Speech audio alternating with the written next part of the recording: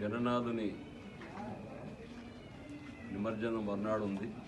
ఈ సందర్భంగా త్యాగరాజ వీధిలో కాలుష్య నివారణకు సంబంధించి ఈ త్యాగరాజ వీధి ప్రజలు ఆలోచన చేసి, ముఖ్యంగా హరి అదే అన్నగారు వీళ్ళందరూ కూడా ఏదైతే కాలుష్యం నివారించాలని చెప్పి ఒక ప్రధానమైన ఉద్దేశంతో ఈరోజు వెదురుతో వినాయకుణ్ణి బ్రహ్మాండంగా చేయించి ఈరోజు కదిలి చుట్టుపక్కల ప్రాంతాల్లో ఎక్కడ లేని విధంగా ఈ వెదురుతో చేయించడం నిజంగా త్యాగరాజ వీధి ప్రజలు చేసుకున్న అదృష్టంగా నేను భావిస్తున్నాను. ఎందుకంటే ఈ గణనాథుని ఆశీస్సులు ఈ ప్రాంత ప్రజలకు, మా నియోజక ప్రజలకు అందరూ కూడా బాగుండాలి.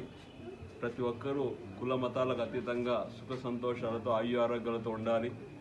అదేవిధంగా ఈ సంవత్సరం మంచి పంటలు పండి మంచి వర్షాలు పడి ప్రతి ఒక్కరి కళ్ళల్లో ఆనందం చూడాలని చెప్పి ఈరోజు ప్రతి ఒక్కరూ ఈ గణనాథుని వేడుకోవడం, పూజించడం జరుగుతూ ఉంది.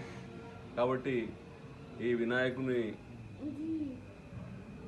ఏదైతే ఈ ప్రతిమ ఉందో ఈ త్యాగరాజ వీధి ప్రజలు ప్రత్యేకంగా ఒక ఆకర్షణగా ఈ వెదురు వినాయకుడిని పెట్టి ఆదర్శంగా తీసుకున్నారు.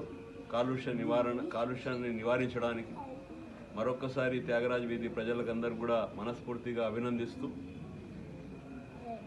ఈ సంవత్సరంలో ఈ గణనాథుని మనమందరూ వేడుకొని మనమందరూ సుఖ సంతోషాలతో ఆరోగ్యాలతో కలిసిమెలిసి సంతోషంగా ఉండాలని చెప్పి ఈ సందర్భంగా తెలియజేసుకుంటూ